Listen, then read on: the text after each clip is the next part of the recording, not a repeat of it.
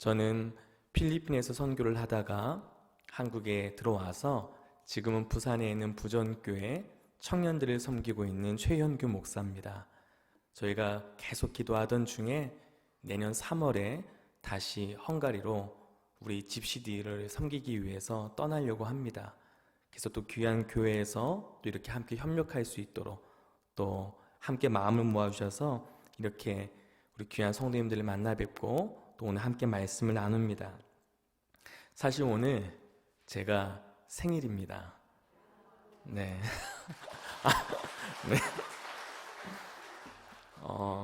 사실 이제 저희 두 딸이 있습니다. 10살짜리 딸, 6살짜리 딸이 있는데 자꾸 오늘 아침부터 묻는 거예요. 아빠 어디 가냐고. 그래서 내일 만나자고. 네. 오늘 가족들과 함께 하지는 못하지만 저에겐 개인적으로 너무 복된 시간이라고 생각이 됐습니다. 여러분들 한국에 참 많은 교회가 있습니다. 그렇죠? 저도 20살부터 사역을 시작해서 20년이 좀 넘게 교회들을 섬기고 있는데 그때마다 느끼는 건 선교를 진짜로 하는 교회가 찾기가 참 쉽지 않습니다. 제가 아까도 담임 목사님과 함께 식사하면서 이런 말씀을 드렸어요. 선교를 하려고 하면 참 외롭습니다. 정말 외롭습니다. 같이 마음을 나눌 교회가 없습니다. 그런데 오늘 이렇게 차를 끌고 이 귀한 교회로 오면서 하나님 저에게 생일 선물을 주셨습니다. 현규야, 한국 교회에 아직도 선교하는 교회가 있어. 밤마다 기도하신다면서요. 여러분, 그런 교회 없습니다. 이 코로나 시국 가운데 이렇게 처음 만나는 선교사를 파송하고 협력하는 교회 없습니다. 여러분들 이 교회를 섬기고 계심에 자부심을 가질 수 있기를 간절히 소망합니다. 제 마음이 참 힘들고 어려웠습니다. 아니 한국 교회 안에 진짜 선교하는 교회를 좀 만나게 해달라고 하나님께서 이렇게 또 귀한 교회를 만나게 하셨고 제 마음속에 위로해 주셨어요. 한국 교회에 여전히 선교하고 있다. 너도 너에게 맡겨진 일을 잘 감당하라고 오늘 저에게 너무 귀한 선물을 주셨습니다. 이 선물 잘 받고 돌아가겠습니다. 그리고 오늘 함께 나눌 말씀이 여러분과 저에게 모두가 은혜가 되는 귀한 시간 되길 소망합니다. 오늘 여러분들과 함께 읽은 말씀은 마가복음입니다. 여러분, 이 마가복음은요, 극심한 박해 속에 있던 로마 교회를 살리기 위해서 하나님께서 마가 요한을 통해서 쓰게 하신 귀한 복음서입니다. 당시의 교회는 너무나 초라해 보였습니다. 로마는 끊임없이 강력했고 주님은 오시지 않았고 끊임없는 박해 속에 수많은 성도들이 예수님을 배교하기 시작했습니다. 교회가 이렇게 무너질 것처럼 보였습니다. 그때 주님은 한 사람 마가 요한을 세우셔서 소책자를 제작하게 하십니다. 그게 바로 여러분과 오늘 제가 함께 나누고 있는 이 마가복음이죠. 이 마가복음을 통해서 쓰러진 교회를 세우셨고 그 힘들고 어려운 척박한 곳에서 교회가 여전히 이 땅의 소망이라는 것을 보여주셨습니다. 오늘 본문은 그러한 이해 속에서 함께 살펴보아야 본문의 참된 의미를 발견할 수 있습니다. 여러분, 오늘 함께 읽은 사건 너무 잘 아시죠? 바디메오라고 하는 한 시각장애인이면서 가난한 거지였던 사람을 고치신 사건이 오늘 본문의 사건입니다. 왜 이 사건을 마가는 기록했을까요? 단순히 예수님께서 수많은 사람들 중에 한 명을 치유하신 사건을 기록하고 있는 것이 아닙니다. 이 사건은요, 진정한 제자의 삶이 무엇인지를 보여주기 위해서 기록한 사건입니다. 어떤 사건이라고요?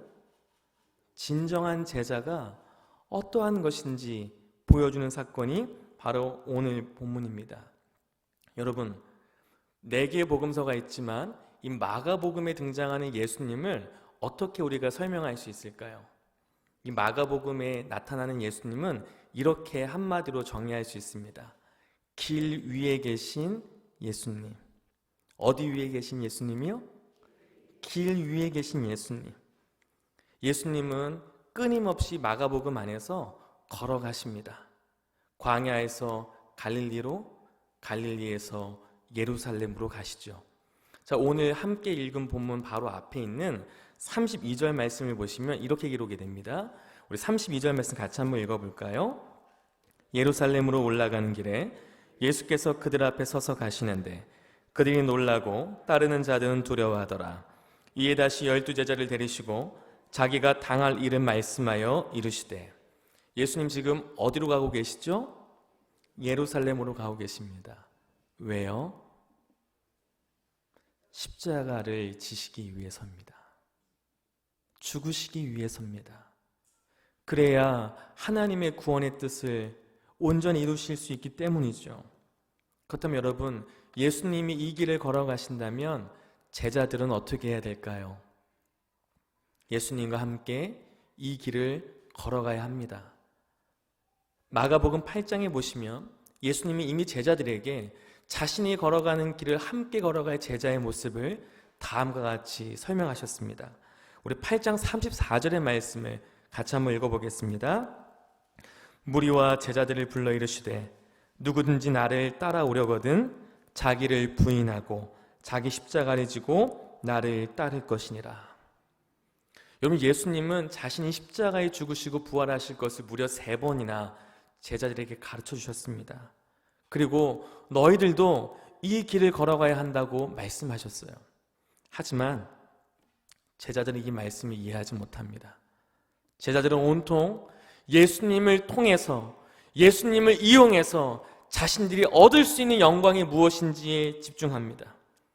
더 높은 자리에 올려달라고, 이 12명 중에서도 특별히 나에게 더 좋은 자리를 달라고 주장했던 것이 어리석은 제자들의 모습이었습니다. 예수님과 함께 길 위를 걸어가고 있지만 몸만 함께 걸어갈 뿐 진짜 예수님의 제자는 아니었던 것이죠. 자, 그런데 오늘 본문을 보시면 이 예수님의 제자의 그 길로 걸어가기에는 너무나도 부족하고 자격 없는 한 사람이 등장합니다. 예수님과는 아무런 상관이 없을 것 같은 한 초라한 인생이 등장합니다. 그가 누구일까요? 바디메오입니다. 자, 우리 46절의 말씀을 좀 같이 한번 읽어볼까요? 시작. 그들이 여리고에 이르렀더니 예수께서 제자들과 허다한 무리와 함께 여리고에서 나가실 때에 디메오의 아들인 맹인 거지 바디메오가 길가에 앉았다가. 여러분, 예루살렘으로 가기 위해서는 반드시 거쳐야 하는 곳이 있는데 여리고라고 하는 도시입니다. 이 여리고라고 하는 도시에 왔다는 건 이제 곧 예루살렘에 입성하기 직전이라는 것을 얘기합니다. 그 앞에서 누구를 만나게 됩니까? 바디메오를 만나요. 근데 이 바디메오를 성경은 어떻게 설명하고 있죠? 맹인, 거지. 다시 말하면 시각장애인이었고 거지였습니다. 그럼 이것이 무엇을 의미하는 걸까요? 자, 요한복음 9장 1절과 2절의 말씀을 보면 이렇게 기록이 됩니다. 예수께서 길을 가실 때에 날 때부터 맹인된 사람을 보신지라 제자들이 물어 이르되 납비여 이 사람이 맹인으로 난 것이 누구의 죄로 인함이니까? 자기니까? 그의 부모니까? 제자들이 시각장애인을 보고 뭐라고 묻지요? 저거 누구의 죄 때문에 저렇게 된 것입니까? 라고 질문하고 있어요. 이것이 당시의 제자들과 유대인들의 생각이었습니다. 저런 장애를 가지고 있는 것은 그 사람이 죄를 지었거나 그 사람이 태에 있을 때 부모가 죄를 지었거나 결국 죄의 결과고 하나님의 심판으로 생각했어요. 맞습니까? 틀립니까? 틀립니다. 하지만 이 당시의 제자들과 유대인들은 그렇게 생각했어요. 그렇다면 가난하다는 것은 무엇을 의미했을까요? 그러면 가난하다는 거의 반대말이 뭐죠? 부자입니다. 부유한 것입니다. 당시의 사람들은 이렇게 생각했습니다. 하나님이 인정하여서 의롭다고 말하는 사람에게는 복을 주시는데 그 중에 하나가 물질의 복이라고 생각했어요. 그래서 부자는 어떤 사람이죠? 하나님께 인정받고 의로운 사람이라고 생각했습니다. 그럼 반대로 가난하다는 것은 무엇을 얘기하는 것이죠? 하나님께 인정받지 못하고 부정하고 그 삶 자체가 하나님 보시기에 옳지 않았다고 생각을 한 겁니다. 여러분, 이 생각이 맞습니까? 틀립니까? 틀립니다. 하지만 이것이 당시에 사람들이 가지고 있던 잘못된 생각이었어요. 그래서 여러분, 오늘 함께 읽은 10장 앞부분에 보면 부자 청년이 예수님께 나왔을 때 그가 예수님을 따르지 않고 구원받지 못하자 제자들이 이렇게 말합니다. 자, 마가복음 10장 26절 말씀을 한번 읽어보겠습니다. 제자들이 매우 놀라 서로 말하되 그런즉 누가 구원을 얻을 수 있는가 하니. 무슨 뜻이죠? 아니, 당연히 구원받을 거라고 생각했던 부자가 구원받지 못한다면 이 세상에 구원받을 수 있는 사람이 누가 있습니까? 라고 질문하고 있는 겁니다. 자, 다시 한번 오늘 본문을 살펴볼까요?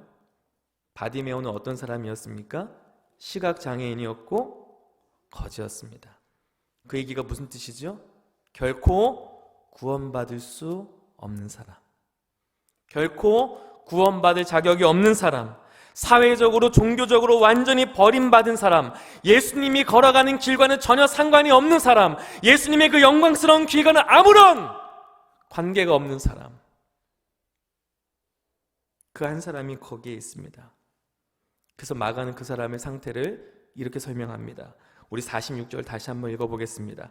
시작. 그들이 여리고에 이르렀더니 예수께서 제자들과 허다한 무리와 함께 여리고에서 나가실 때에 디메오의 아들인 맹인 거지 바디메오가 어디에 앉았더라? 여러분, 길가에 앉았다는 건 그냥 단순히 위치가 길 옆쪽에 길가에 있었다는 것을 얘기하는 게 아닙니다. 예수님이 어디 위에 계신 예수님이라고요? 길 위에. 그럼 길가에 있다는 건 무슨 얘기일까요?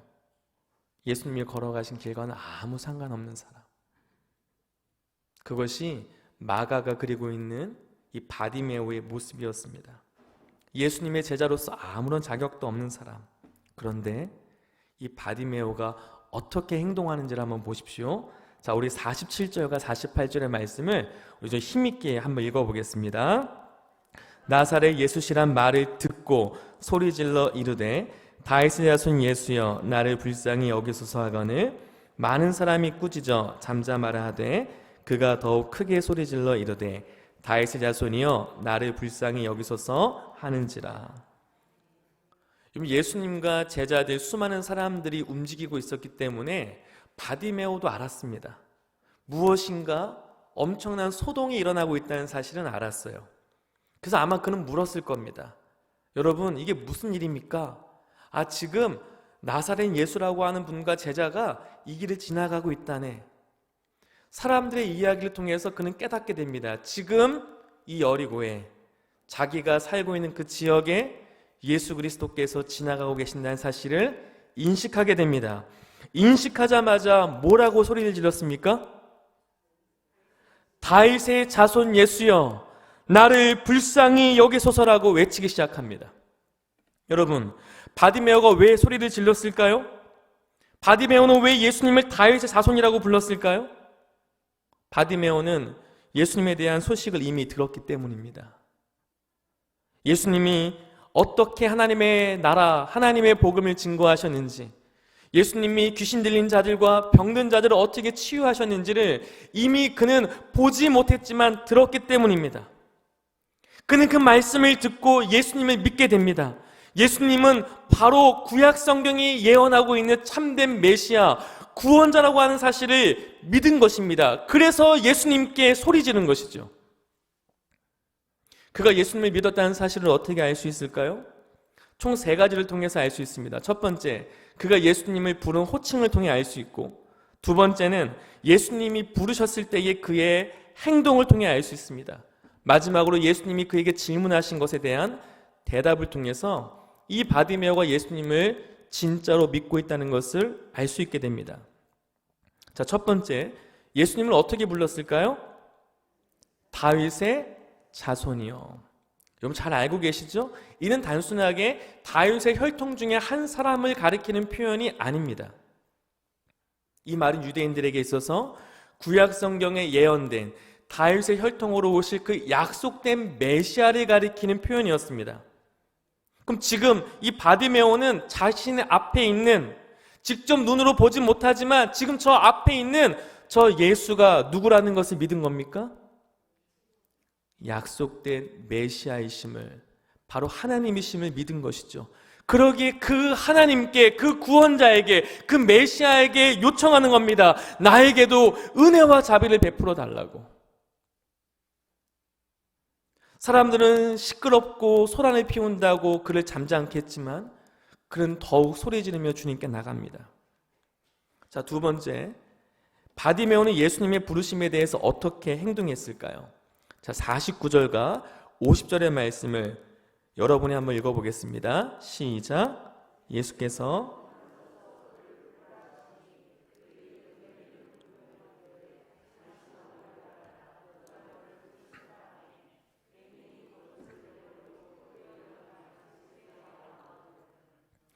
예수님이 그를 부르시자 그가 예수님께 나아갑니다. 자, 그런데 마가는 아주 생생하게 그 장면을 묘사하고 있는데요. 그가 무엇을 버리고 나가죠? 겉옷을 버리고 예수님께 나갑니다. 여러분, 겉옷은 이런 옷을 가리키고 있는 게 아닙니다. 겉옷을 조금 더 쉽게 이해하려면 이렇게 생각하시면 돼요. 겉옷은 입는 게 아니고 덮는 겁니다. 우리가 뭘 덮죠? 이불 같은 거예요. 가운데 구멍이 뚫리고 내 귀에 술이 달린, 그래서 비를 막아주고 겨우 이 저녁에는 체온을 유지할 수 있는 가장 중요한 옷. 가장 가난했던 바디메오에겐 전부였던 거. 근데 그것을 왜 버려두고 예수께 달려가죠? 이것보다 예수님이 더 중요했기 때문입니다. 뿐만 아니라 여러분, 이 겉옷은요, 아까도 말씀드렸듯이 내 귀에 술이 달려 있습니다. 이것은 그 사람의 인격과 신분을 가리킵니다. 따라서 여러분, 옷을 벗는다는 것은 과거의 삶이 끝났다는 것을 이야기합니다. 과거의 삶이 끝나고 새로운 삶이 시작된다는 것을 마가는 이 겉옷을 버리고 예수님을 따라가는 삶을 통해서 보여주고 있는 것이죠. 자, 마지막으로 바디메오는 예수님의 질문에 대해서 어떻게 답변하는지를 한번 보세요. 51절의 말씀입니다. 우리 같이 한번 읽겠습니다. 예수께서 말씀하여 이르시되 내게 무엇을 하여 주기를 원하느냐? 맹인이 이르되 선생님이여 보기를 원하나이다. 여러분, 이 성경을 그냥 이렇게 읽으면 특별해 보이지 않습니다. 바디메오가 예수님을 불렀죠? 그래서 예수님이 묻습니다. 뭐 해줄까? 보지 못하니까 뭐라고 대답하죠? 보기를 원하나이다. 너무나 뻔한 대화 같지만 그렇지 않습니다. 예수님께서 내가 너에게 무엇을 해주기를 원하느냐라는 질문은 마가가 의도적으로 지금 무엇을 비교하고자 이 안에 기록된 것을 알 수 있습니다. 바디메오에게 질문하시기 전에 이미 누군가에게 이 질문을 똑같이 하십니다. 바로 제자들에게 하시죠. 자, 36절과 37절의 말씀인데 한번 읽어볼까요? 이르시되 너희에게 무엇을 하여 주기를 원하느냐? 여짜오되 주의 영광 중에서 우리를 하나는 주의 우편에 하나는 좌편에 앉게 하여 주옵소서. 똑같은 질문을 했는데 제자들, 특히 야고보와 요한은 뭐라고 얘기하죠? 더 높은 지위와 영광과 명예를 주십시오. 여러분, 예수님께 무엇을 구하는지를 들어보면 그 사람이 예수님을 어떻게 생각하는지 알 수 있습니다. 여러분들이 예수님께 무엇을 구하는지를 들어보면 여러분들이 예수님을 어떻게 인식하고 믿고 있는지가 드러나게 되어 있는 겁니다. 이 똑같은 질문을 통해 마가는 제자와 바디메오를 지금 대조하고 있는 것이죠. 무엇을 하여 주기를 원하냐라는 질문은 나는 너에게 도대체 어떠한 존재냐라고 질문하신 것과 같은 질문입니다. 너는 나를 누구라고 생각하느냐라는 질문과 같은 것이죠. 지금 예수님은 바디메오에게 이렇게 질문하는 겁니다. 바디메오야, 제자들은 나를 통해 무엇을 얻어내고자 하는 자신의 인생의 수단과 도구로 날 생각하는데 너는 나를 어떻게 생각하느냐? 그때 바디메오가 뭐라고 대답합니까? 주여 보기를 원하나이다. 여러분, 사람은 시각장애인을 고칠 수 없습니다. 이 시각장애인을 고칠 수 있는 분은 누구밖에 없을까요? 하나님밖에 없습니다. 그런데 여러분, 메시아가 오시면 일어날 그 징조에 대해서 이사야 선지자가 예언하고 있는 42장 7절 말씀을 보면 메시아가 오시면 보지 못하는 시각장애인이 보게 될 것을 예언하고 있습니다.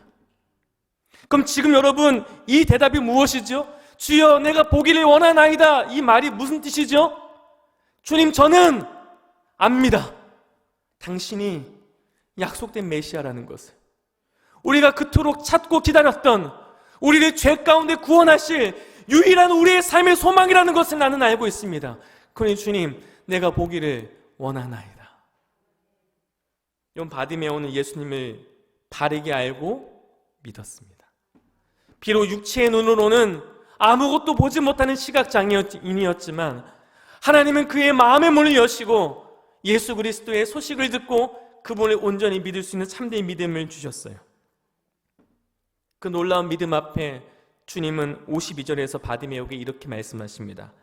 우리 예수님의 마음을 담아서 52절 같이 한번 읽어볼까요? 예수께서 이르시되 가라, 내 믿음이 너를 구원하였느니라 하시니 그가 곧 보게 되어 예수를 길에서 따르니라. 여러분, 성경에서 예수님이 가라라는 말은요, 진짜로 가라 이런 뜻이 아닙니다.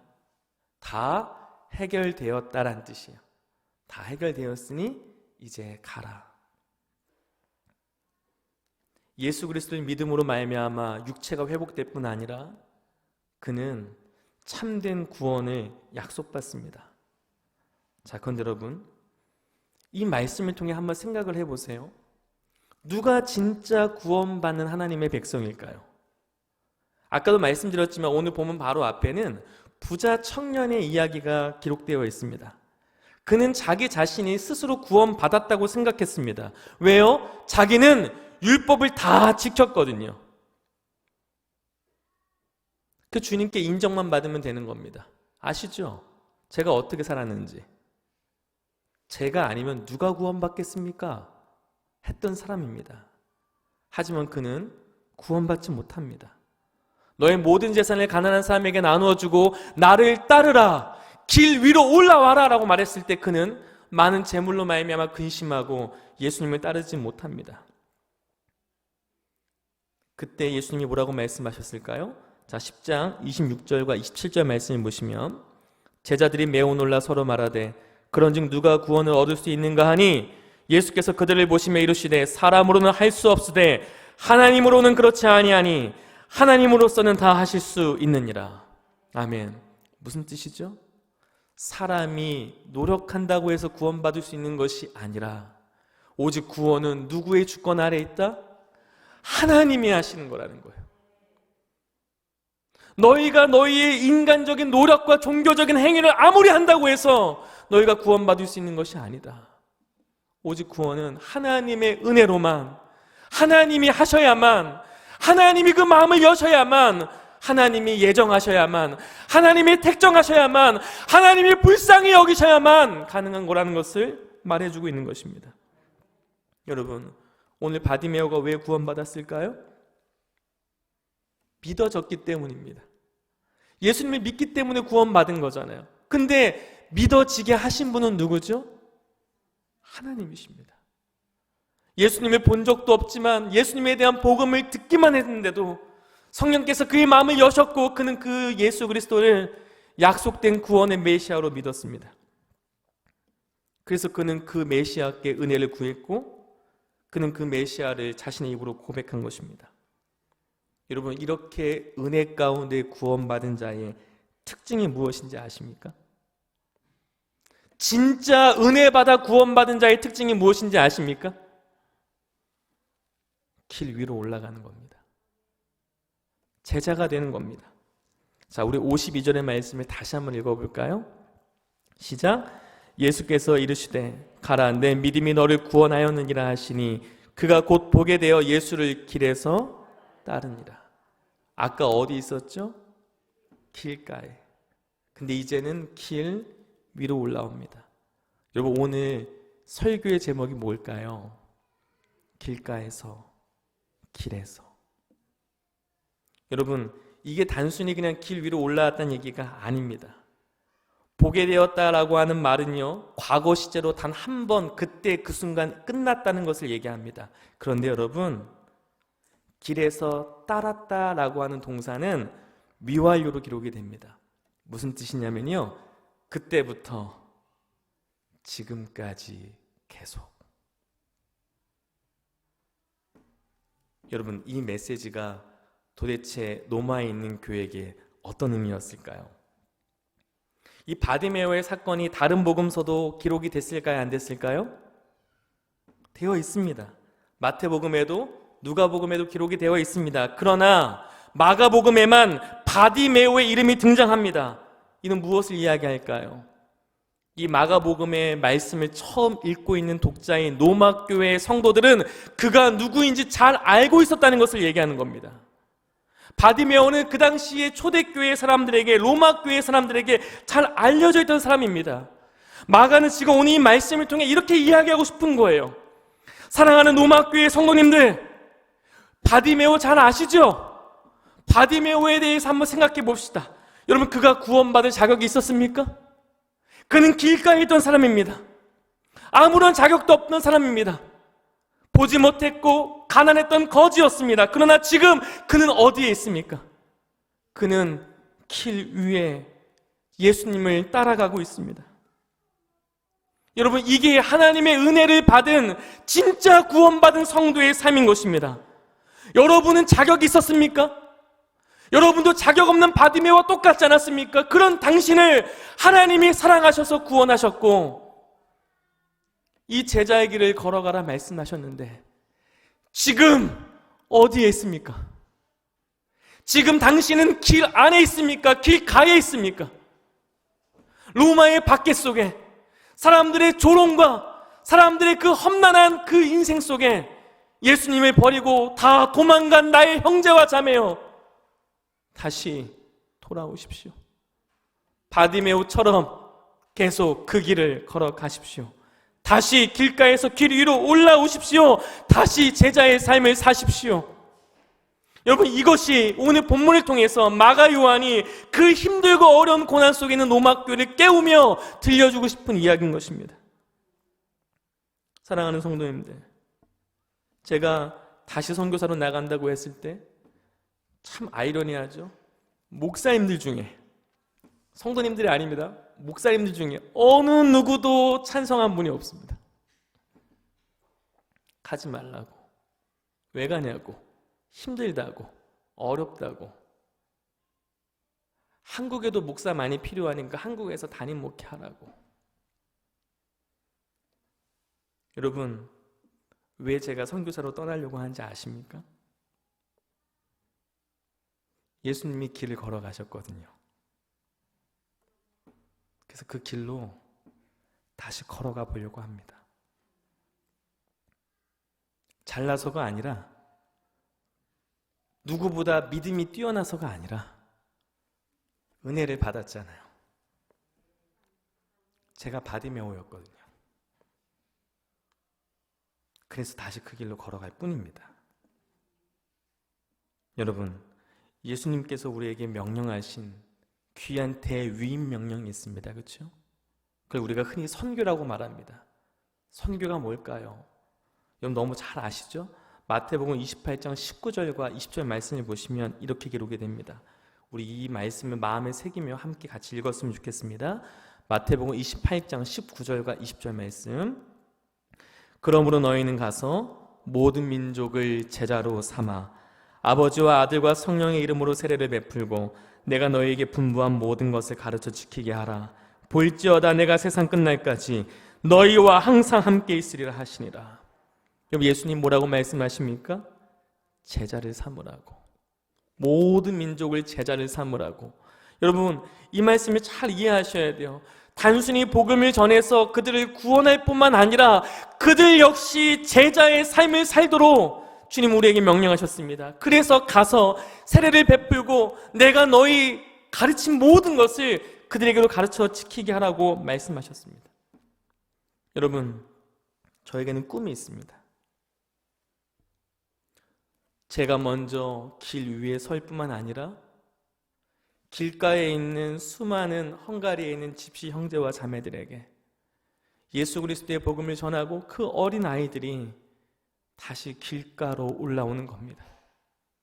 그냥 예수 믿고 구원받은 것으로 끝나는 것이 아니라 그들도 제자가 되는 것을 꿈꾸며 달려가는 겁니다. 그냥 일요일날, 주일날 교회 한번 나오는 것으로 신앙생활하는 그런 헝가리 집시 형제와 자매들 어린 영혼들이 아니라 그들도 이 길 걸어가기를 원하는 겁니다. 여러분, 헝가리에 가보시면 웬만한 교회들이 400년, 500년 됩니다. 여러분, 칼빈주의 개혁주의를 가지고 정말 온전한 신학과 신앙을 지키고 있는 보수적인 교회가 헝가리 교회입니다. 하지만 주일날 예배를 가보시면 아무도 없습니다. 다음 세대가 한 사람도 없습니다. 아무도 없습니다. 그런데 여러분, 희망이 하나 있어요. 집시교회에 가면 아이들이 있습니다. 그런데 이 아이들에게 말씀을 가르쳐줄 사람이 없습니다. 그럼 제가 헝가리 선교사로 가기로 결정한 가장 중요한 이유가 있습니다. 헝가리에 집시의 아버지라 불리고 계시는 한 목사님이 계세요. 사보 다니엘 목사님이라고 헝가리 개혁교회에서 아주 존경받는 어르신입니다. 총각으로 평생을 사셨어요. 지금 80대 중반이신데 혼자 그 집시들을 돌보며 애를 쓰셨던 선교사님. 그 귀한 목사님이 제 손을 잡을 때마다 항상 똑같은 말씀을 하셨습니다. 그분도 다니엘이고 저도 영어 이름이 다니엘인데 다니엘 목사님, 빨리 와. 빨리 와.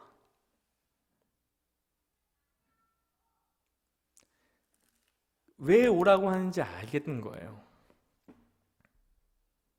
그래서 가는 겁니다.